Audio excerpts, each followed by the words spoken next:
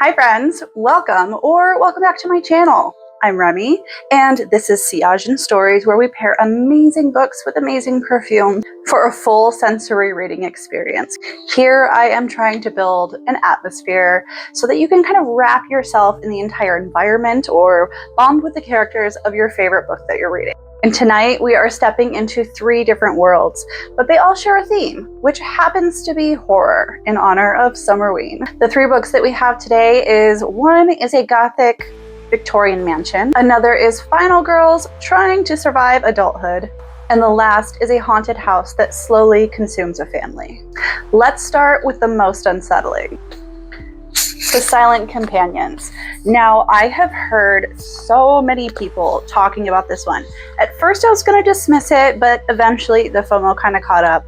So I jumped right in and beautiful. I loved this one so much. I really didn't expect to love it this much. This is a gothic horror in a Victorian setting. There's isolation, creeping dread. It is beautiful, but has a deeply unsettling, beautiful atmosphere. And of course, it lends the feeling of somebody or something always watching. This book really stuck with me.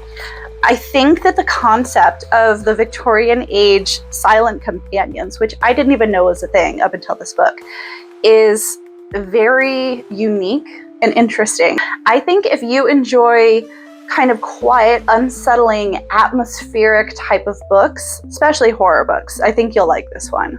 Now, the perfume that I picked for this one was very intentional. This is Lattafa Amethyst. And I think that this bottle is just absolutely gorgeous. And, you know, I have to admit, this was a blind buy. I don't reach for this one super often, but it's heavy and dense and woody in a strange way. It's kind of unsettling, just like the book. It's a very unique scent. So this has a lot of rich florals. It's got a rich sweetness as well. It's kind of incensey. It's very atmospheric, which I think pairs really well with this book. It's quietly luxurious and without feeling super cheerful. It definitely is dark. I think that the color of this bottle represents it very well. And it just creates this amazing mood. I definitely recommend this to anyone who loves more kind of deep woody notes with their sweetness. But it's definitely an interesting scent, and it's one that I'm not mad about having in my collection. I just don't wear it super often. With these 2 together, I think that they definitely feel atmospheric, as I mentioned, but also kind of a little bit dangerous. It's like walking through an old manor by candlelight. It's antique woods and hidden rooms, and it's very Victorian. And this is a fragrance that makes you stand up a little bit straighter because it comes off so regal. And again, it's not a bad scent, it's just not my jam for an everyday thing. However, when reading a book like this, I will absolutely spray this everywhere. I definitely love to immerse myself in stories, and I really feel like this is an excellent pick. And I really believe that if this book had a scent drifting down these hallways, this would be it. Now, we're shifting from quiet, creeping horror to surviving the horror after the credits roll. The next book in this lineup is The Final Girl Support Group. A friend of mine actually gave this one to me, and she highly recommended it, and I'm so glad that I actually tried it. You know, I've read one other of Grady Hendrix books. I believe it's Horror Store. I didn't love it, but I didn't hate it. I liked the writing style, how it was like, I don't know how to explain it, maybe light horror, I guess. It kind of with a tongue-in-cheek kind of effect, which I found really interesting. And I feel like that the tone of this book was the same. I really liked this one, a lot more than I was expecting to. Now, this one is horror with a modern setting. It's got that final girl trope, obviously.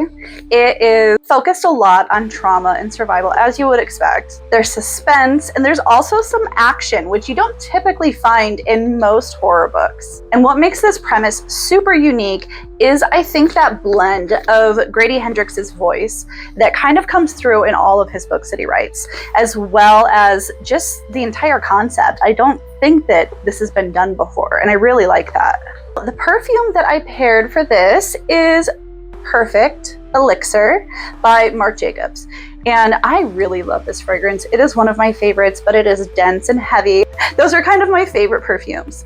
But this one here is, it's beautiful. It's fruity and floral. It's got a note of patchouli, which kind of grounds it a little bit and gives you kind of almost this kind of like dirty edge, but not dirty in like a gross way, dirty in like an outdoor earthy kind of way. This is warm, sexy, confident. It's comfortable, and it's honestly just delicious. And I think that that really lends to the concept entirely, because it's not completely this super dark, no stars type of fragrance. It's a little lighter, kind of like the book is a little lighter. I think why these two fit so well together is because they both kind of lend to strength instead of fear. I really feel that with this. It makes you feel confident and fearless, and I think that that's really what this book is trying to convey as well. This is definitely a survivor's fragrance, and it gives you that feeling of kind of trust earned through hardship. And it definitely has this softness with steel underneath. I think the type of person that would wear this is somebody who has every reason to run but doesn't. To me, this smells like resilience and somebody who is reclaiming their life, which is why I think that this was just such a good pair with this. Our last pairing is quieter than the other two, but somehow the most emotionally devastating. If you're into that kind of thing, which I definitely am, the last book in our lineup is The September House. This is one that I've had my eyes on for a while and I've been meaning to read, but I finally dove in and I loved this. It's such a unique concept, and I really liked the almost comedic tone that it has to this woman living in this house full of horrors and just kind of accepting them and getting used to them and making them the norm. This is a haunted house story, but it touches on so much more. It touches on grief, it touches on denial and marriage issues. This is an emotional horror for sure. And the house itself feels like its own character. And this feels so much different than typical haunted house novels just because of the approach I think that it's taking. It's not relying on these jump scares. It's not making these ghosts be super terrifying and building up to what and who they are and what they can do. This is telling you up front exactly who and what is in this book. And I think the horror aspect, well, it is kind of there throughout, but it's normalized. I think that it really comes down to the emotional horror aspect that the person or people living in this house endure. So the perfume that I picked for this one is Kissed by an Angel by Juliana's Perfume. And this one is actually a dupe of Killian's Angel Share. And I really love this one. This is comfy, cozy. It's sitting by the fire and sipping something delicious in the wintertime. It evokes a sense of comfort, kind of romance. There's a softness and ethereal quality to it. And there's kind of this nostalgia to it as well, which I think kind of speaks perfectly to the actual plot of the book. They talk a lot in this book about the different features of the home. And the one that stood out to me the most, I think, is the fireplace that they mentioned. And this, to me, sounds exactly like that type of big open fireplace. This smells like memories filling a home and love still lingering even after death. It is hope existing beside fear and beauty mixed with a little bit of sadness. It's a fragrance that really pairs well with this book because it feels more like a ghost than a monster. Think about dust floating through the afternoon sunlight, or fresh flowers left in an empty room, or someone you miss sitting right beside you. It is the comfort in refusing to let go. And it's so lovely. That this book, it really surprised me. I wasn't quite expecting what it was. I went into it completely blind. It is a touch literary fiction and a touch horror because of the elements in the story, I think that it does definitely qualify as horror, but it definitely leans to literary fiction as well. On the 3 pairings that we made today, I think that the darkest pairing that I've made, hands down, is the Silent Companions with Lattafa Amethyst.